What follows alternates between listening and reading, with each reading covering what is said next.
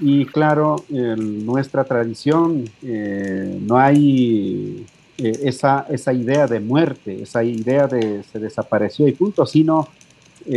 hay la posibilidad, digamos,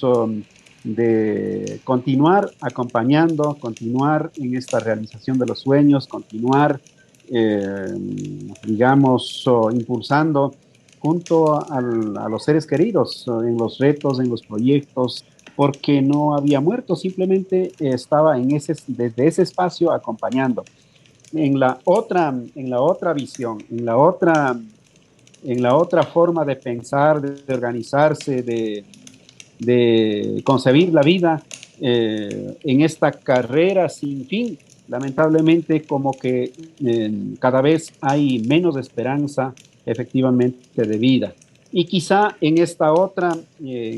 mirada, simplemente de ir aprovechando lo que buenamente cada uno requiere, de ir cuidando, porque no es solamente esa persona, ese individuo, ese ser que va a vivir, sino porque detrás de él vienen el resto. Entonces, hay que cuidarlos y en esa medida me parece fundamental de que estas iniciativas vayan impulsándose, vayan desarrollándose